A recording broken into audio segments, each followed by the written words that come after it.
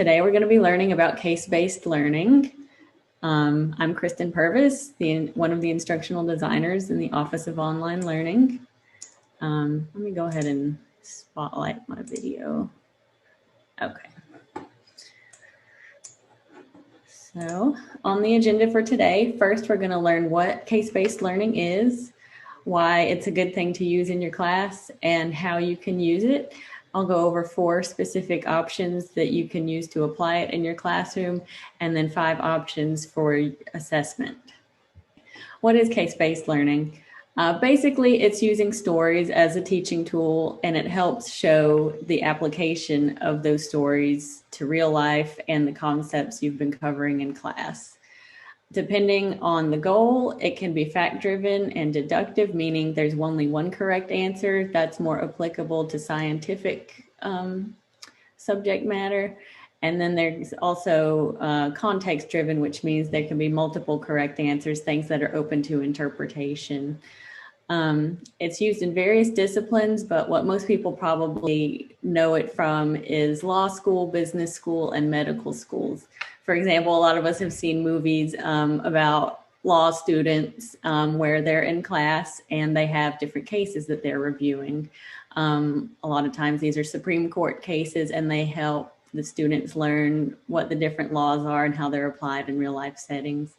Another example, I used this a lot in my previous job. I worked at the UNC School of Medicine, and the students would use medical cases to get practice with the patients, and the patients would role play, which is something we'll talk about in the application section of this, where they would read the cases and act out the part of the patient from that case, and then the student would play the part of the doctor and try to figure out what kind of health issues that person was having.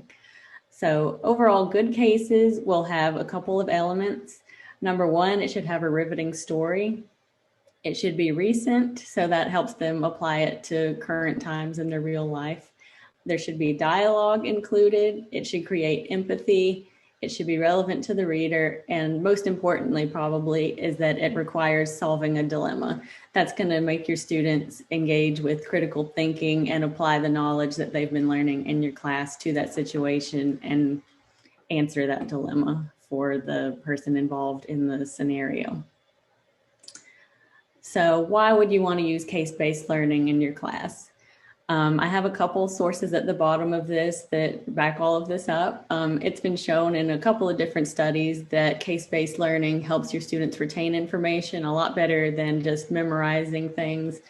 It also engages them with critical thinking. When they're presented with a real life problem, they have to think about how they can apply that knowledge to that situation rather than just memorizing a definition and then saying the keyword.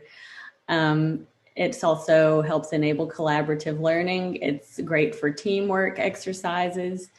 It develops intrinsic and extrinsic motivation, self-reflection, scientific inquiry, knowledge and practice, and a variety of learning skills. Okay, so now we're moving on to the how. There's 4 different applications that I'm going to go over here, and there might be other ones that you think of after we do this presentation, but these are the 4 that I know the most about, so we're just going to go over these 4 today. All right, so option 1 is text-based resources. Number 1, I have open source material. There's a couple different databases and ways you can search for open source cases to use in your class. I've got the National Center for Case Study, Teaching, and Science. And when they say science, it doesn't necessarily mean like chemistry. It includes social sciences, a lot of different disciplines, so that's a good one to check out. Golden Gate University also had a database that I linked to there. And they had a few that were specifically free and open access cases. So I can send this presentation out after we wrap up today, and you can explore those. And then second is books, fiction and nonfiction. So this can be things that you've read previously, things that maybe you read when you were in school. or even anecdotes you have from previous interactions you've had. You can look through journals specific to your field of study. Or fourth, you can build your own, and I'll go into more detail about this in options number 3 and 4. Okay, option number 2 is videos. You can search YouTube for videos that'll help illustrate your course concepts. Documentaries and interviews work particularly well.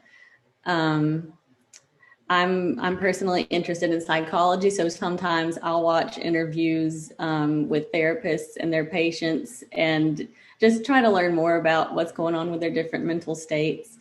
And that's something that you could do depending on your field of expertise. Find different videos that illustrate concepts you've been talking about, have your students watch those, and then ask them questions in response to the video. So I have a couple just example questions I thought of off the top of my head here for different videos you might choose to show your students. Like, how would you have handled Ms. Smith's request for an extension on, or for a deadline extension? Maybe which behaviors were Mr. X displaying that might indicate that he is has codependency on something or someone? Which laws were violated during the interrogation we just watched? And then maybe for a biology or horticulture class, aside from the methods the botanist used, how else could we have identified the plants we observed in the video?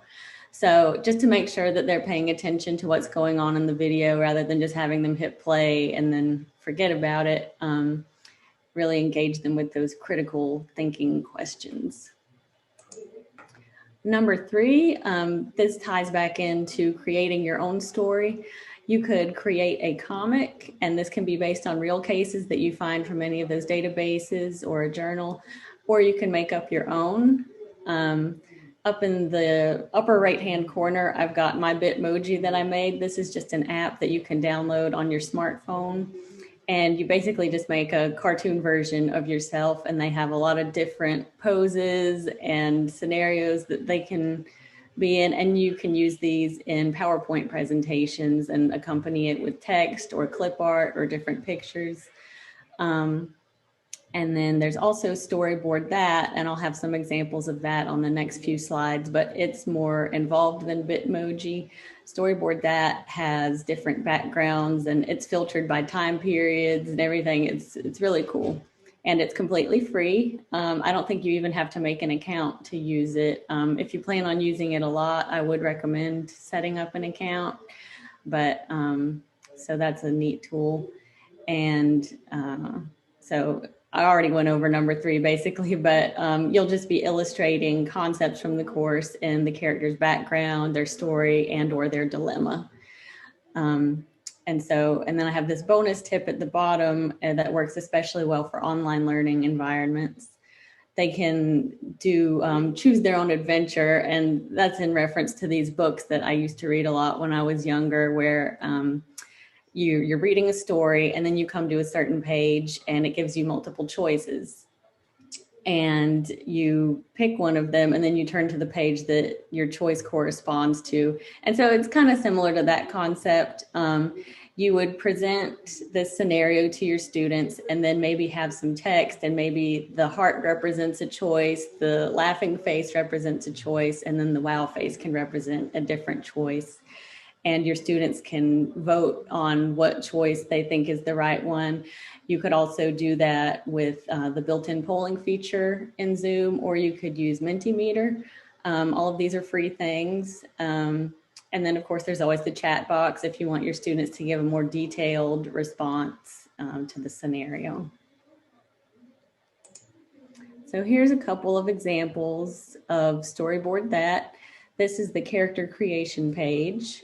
You see there's a lot of different poses they can have. You can change their clothes. You can change their expressions, jewelry, shoes, pretty much everything about them. And you can have more than one character per comic pane. So yeah, you can set it up so they're having a conversation or whatever you like. And here's an example of the whole setup. And you can see they've got a lot of different characters to choose from. They've got it categorized by time periods, monsters and myths, mythology. They've got all kinds of things, but it's a fun tool to play around with. And again, it's called Storyboard That. This is one that I made from another webinar I did a couple weeks ago on microlearning. You don't have to read the whole comic if you don't want to, but it just shows what the finished product might look like. And what I chose to do in the fifth pane down here, I had it correspond with a Zoom poll. So this is Dr. Gold's sweater, and she's asking, I wonder if any of my UNCP colleagues have used these elements in their courses before. And then I'm saying, let's ask them. And I chose to make that bubble color green just to show that it's prompting to do something. That's a good practice to get into, just so students know that there's an action involved with that particular caption. And at that point, I just launched the poll within Zoom, and then the faculty members respond to Dr. Goldsweater's question. And so that's one example of how you can use comics for case-based learning. And then lastly, there's role playing. So one quick anecdote about this. This was actually part of my job interview for this job. When I was interviewing to work here, they did some role-playing exercises with me, and I thought it was really cool. So that's why I'm excited, especially about this option number 4. So the interviewer or the teacher, whoever is presenting the case or the scenario, they can either play the role of the person with the dilemma or the problem, or they can present you with it just from kind of like an omniscient point of view. But the way they did it for my interview, they played the role of like a faculty member with a question. And then I had to respond as myself and just answer it as I would. And that's basically the same thing you would be doing with your students. And under number 2 here, you can see you've got several different options for how you might want to do this. You can have your students group up or pair up and play all of the characters and resolve the dilemma on stage, so in front of the class, or just within their groups. And then afterwards, they can report their findings to the class or submit a write-up just to you individually. Alternatively, the instructor can play the character with the dilemma and the students can solve it. That's the one that's most similar to the job interview example I just gave. Or the students in the audience can answer the dilemma that's played out by the role-playing students in front of the class. So you could have your 2 or 3 or however many students play it out in front of the class, and then the role-playing students will pause and you can ask the audience, okay, what should they do next? What's the correct action for them to take? What's the answer here? And then fourth, was probably the most involved version is improv style, where you would kind of be a referee and the students will act out the scenario in front of the class, and then you'll pause it at certain points, and then someone will tag out one of the role-playing students and swap places with them and take over. And but that is a good way to get the whole class involved in it and make sure that everyone is paying attention, to make them all take turns role-playing in front of the class. So yeah. Any questions about these 4 applications before I move on to assessment? Kristen, it's David. Sorry I'm a little bit late, but I told you before I was coming out of class. No worries. I was expecting you around 2:15. So. I literally ran from of course, nobody was in my way, from the library classroom up here down to my office here. But what I was going to ask you is, with the role playing, I guess beforehand as a professor, you'd have to gauge the comfort level of students getting up in front, for instance, to role play, right? Because it's not a given that everybody will be comfortable doing that sort of thing, right? Definitely, yeah. So one of the methods I went over, I think it was right before you joined us, there's a way you can kind of do this online as well. And you could do something similar with an in-person class as well. Let me see, go back to that slide. Okay, well, it's not exactly the same as create a comic, but it's just this bottom part of it, the whole choose your own adventure type thing. So students could role play something out, and then other students would vote on what the correct action is using the reaction buttons or the chat box. So that way, the students who might not feel comfortable performing in front of the class could still interact and give their input, but not be so on the spot that they're having to talk and perform in front of other students. And for an in-person application of this, you could use Mentimeter. If you have like a screen at the front of the classroom with a projector, you could pull up the Mentimeter on there and have students vote their choices in at certain points in the scenario. Or you could even just have them pull out a piece of paper and write down what they think is the correct response, sort of like a quiz, I guess. But I probably wouldn't grade it just because it would be so easy for them to work with another student during that with everything going on. But yeah, there's ways around it if you have students that aren't so comfortable acting in front of the class. Well, you know, one way, Chris and everybody, that I took the students' pressure off is I role played already this semester in my own course about trying to illustrate the reference questions coming up to the reference desk. I played the role of the reference librarian and had the students come up and ask or take turns asking me a question, and I role played some of the scenarios that I have faced without naming, of course, for FERPA, any student names. The students I found actually got a lot out of that. I could tell they were engaged. I just said, okay, I'm going to role play. Mm-hmm. Yeah, I did that a lot.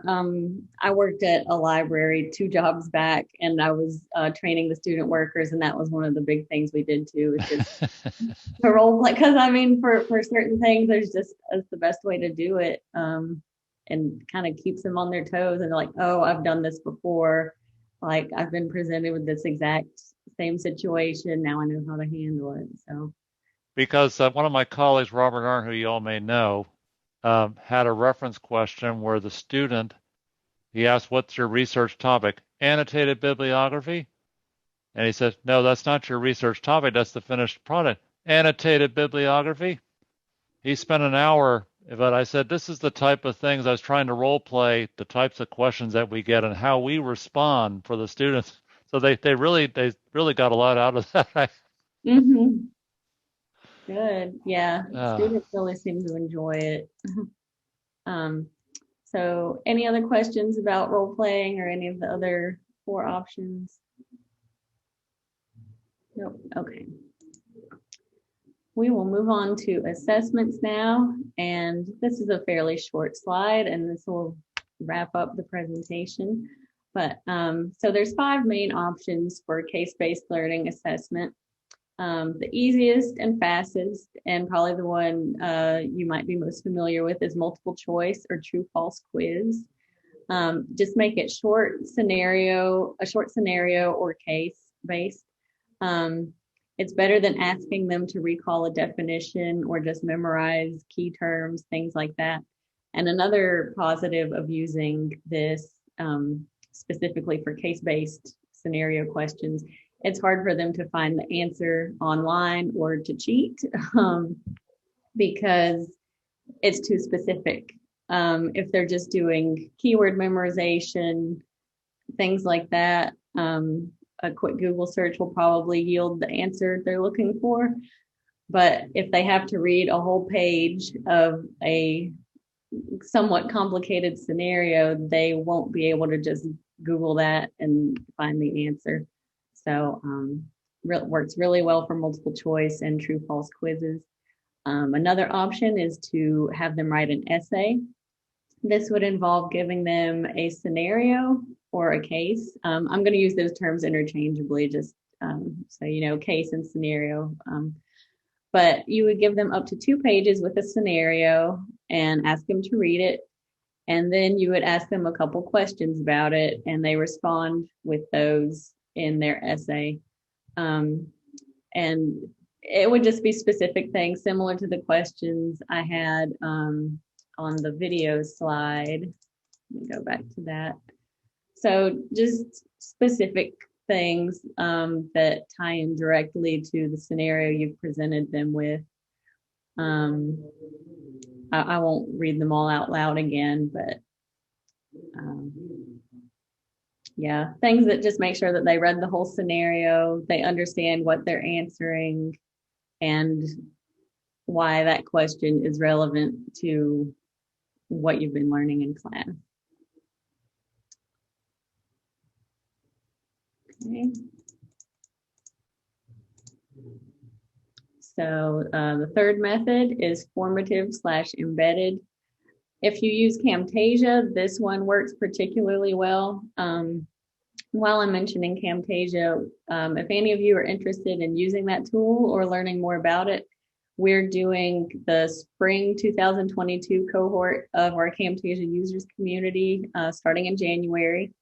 I can send out the application for that to anyone who's interested. I'll just drop it in the chat box on here before we part ways today. But we will provide you a free Camtasia license to use. All you have to agree to is that you'll use Camtasia to develop at least 50% of your course content for the spring. We will also be offering a basic Camtasia training pretty early on, probably in January or February. And then I believe we're going to be doing advanced trainings every month thereafter until the semester concludes. We've been doing that this semester as well. It's the first time we've done it. Me and Terry are doing the trainings. So we're doing our final one at the end of this week for the fall cohort, and we've been recording all of them. So these trainings will also be available on demand if you're unable to join us live for those. But anyway, I digress. So if you use Camtasia, when you're developing those videos, you can embed assessments along the way and check for their understanding. It's like little mini quizzes that'll pop up. So if you have your whole Camtasia video, say it's 5 minutes long, like every 1 minute or after each section, you could have a little quiz pop up, like with just 1 or 2 or 3 questions, just to check their understanding and make sure that they've been paying attention to the video up to that point. And then once they answer it correctly, they'll move on to the next section. So that's a good formative way to check that. And then also you could role play with a rubric. It's basically the same thing as what we were talking about in option number 4, role playing, except you would provide them a rubric ahead of time so they know exactly what you're looking for. And then you grade them as they act it out and whether or not they have the correct response based on the scenario they find themselves in. And pretty much just is the character making decisions based on facts or information from the textbook, or does it seem like they're just kind of making it up on the fly? And then lastly, we have digital storytelling. This one works particularly well for online learning because it is digital. So you would give them a problem to solve or some questions to answer. And then either individually or with a group, this also works well for group projects, they would develop sort of a movie trailer or like a short film recording their role play, answering the questions that you posed in that scenario. So those are the 5 options for assessment. Does anyone have any questions about those? Kristen, I've started using this semester scenarios as multiple choice in my quizzes for the Introduction to Academic Research course that I'm teaching face-to-face this semester and hopefully next semester. And I do find that students tend to get a lot out of it. They really pick up on, if you just provide them that, say you're at the reference desk, you're a reference librarian trying to help this student with a reference question. So I give them the scenario and then give them the multiple choice responses to choose from. I think that's what you're trying to say. Mm-hmm. Yep, exactly. I just want to add that I think this is really a good tool for millennials. It relates to their everyday lives with the emojis and it's the technology of it all beats just lecture, and the basic traditional textbook. So I think it's attention-based and on top of being case-based, and that the world we live in today, they have so many scenarios that they can relate to immerse themselves into learning whatever subject is presented, especially history. And it would infuse in the English department too with writing. And so on top of being creative about their expressions. So I like it. It's a good thing. Good, I'm glad. Yeah, it can be applied to pretty much every discipline. Like I know I use med school, law school, business school as like the main examples, but that's just, those are the three that have gotten the most attention about it, but you can really use it in any discipline.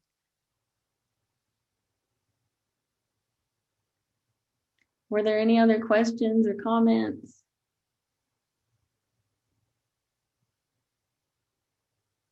No? Okay. Well, I'll just go ahead and send out these slides to everyone who attended today, just so you'll have these links and you can review them at your leisure. I included all the links on this final slide as well, all in one place, if that's easier for you. They're also linked throughout the presentation to their corresponding slides, if that makes more sense. And then there's my email address. And of course, if you want to book a one-on-one consultation with me, we can go over some different case-based learning activities, or I can help you find some different scenarios. I'm here to help. So yeah, thank you everyone for attending. This was a fun presentation to do, and I look forward to seeing you all again.